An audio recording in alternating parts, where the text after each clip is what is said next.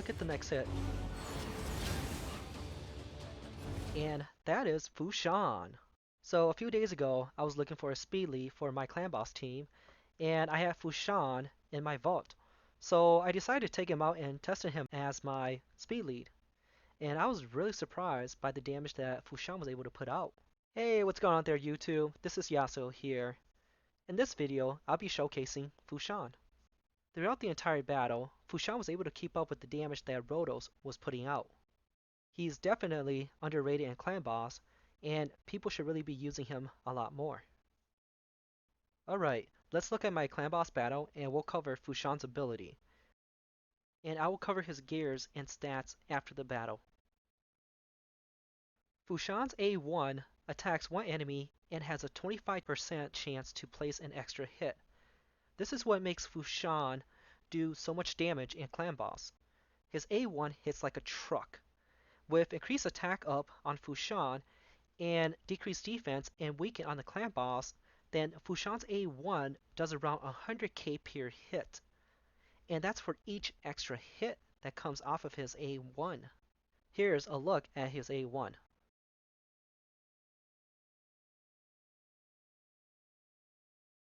Fu-Shan's A2 attacks all enemies 2 times, with each hit having a 20% chance of placing a stun.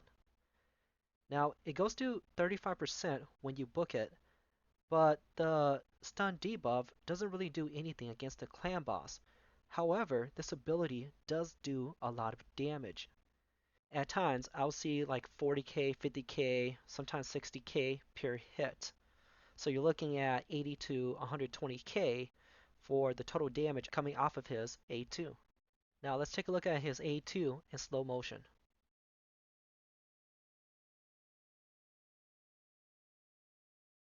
Fu-Shan's A3 attacks 4 times at random, with each hit having a 50% chance of placing a 60% decreased defense debuff.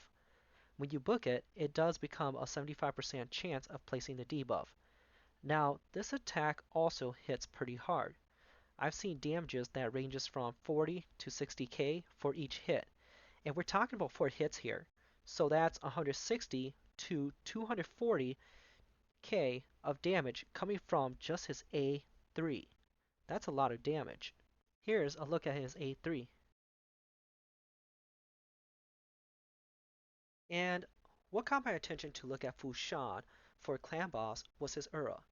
When you have Fu-Shan as your lead, he increases your team's speed by 24% in every battle, all battles, which is extremely useful on a speed team where you want to take as many turns as possible.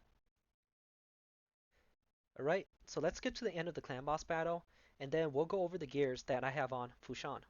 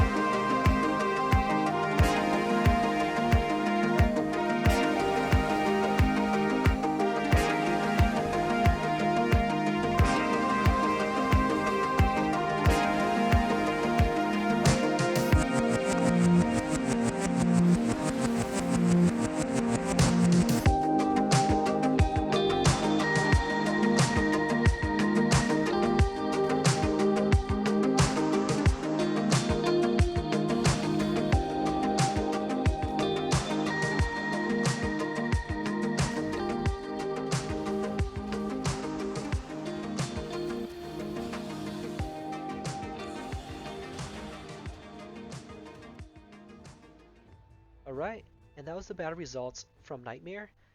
Here are some screenshots of my Ultra Nightmare runs, which this team composition can comfortably do 3 key for the Transcendent Chess on Ultra Nightmare. Alright, and here's what I have on Fu-Shan. I have him geared in 2 sets of speed and 1 set of cruel. I'm using critical damage gloves, attack percentage chest, and speed boots. For my accessories, I'm using attack ring, crit damage necklace, and attack banner. Here are my stats. I have 31k health, 4.5k attack, 1.7k defense, 232 speed, 99% critical rate, 190% critical damage, 86 resistance, and 154 accuracy. Now, to get high damage out of Fu-Shan, you need high attack stat because his damage scales off of attack. You also want 100% critical rate or near that so that your attacks are always doing critical hits. And you want critical damage because most of your attacks will be critical hits due to your high critical rate. The next stat to look at is his speed. You want high speed because the team composition is based on taking as many turns as possible, and you do that by having high speed. So here I have Fu-Shan at 232 speed with his 24% speed era, and that's 24% of Fu-Shan's base speed of 106. So that's a additional 25. We add that 25 to Fu-Shan's current speed of 232, making it 257. Throughout the entire clan boss battle, as long as Fu-Shan is the leader, Fu-Shan's speed is 257. And that will allow Fu-Shan to lap the boss many times. A stat to really pay attention to is defense. My Fu-Shan has 1.7k defense, making him extremely squishy when going against Nightmare and Ultra Nightmare clan boss. This means that you need to be able to keep Fu-Shan alive long enough for Fu-Shan to be able to put up significant damage. Bring a healer and bring someone who can put up increased defense and or put up ally protect.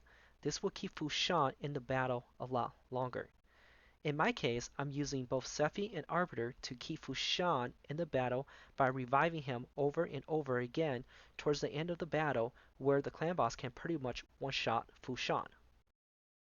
Now, if you are still here with me, then I want to let you know that I really appreciate you sticking with me for this long, and I thank you for that. Now, I decided to change Fu-Shan's gear to lifesteal and speed tune him for a counterattack team. I tested it out, and this was my result while battling Ultra Nightmare. His damage was a bit underwhelming, and that's mainly because I had to find a balance for his attack stat while trying to keep a decent defense stat on him. He still does put up some good damage, but I think in a counterattack team, you will probably need to bring in a champion that can try to keep a 100% uptime on Fu-Shan to keep him alive a lot longer. This way, Fu-Shan can put up his damage. Overall, I rated Fu-Shan as a 5. He can put up a lot of damage on the clan boss. Also, not everyone has a counterattack champion and runs a counterattack team. So, in a speed team, Fu-Shan is definitely among the top tiers in terms of damage output. He's a great champion. If you have him, try him out, put him as your lead, put some damage on him, and you'd be amazed by the damage that Fu-Shan can bring to your team. Alright, and that's all I have for today. If you like this video, then please click the like button. If you have any questions for me, then please let me know in the comments below. And thank you very much.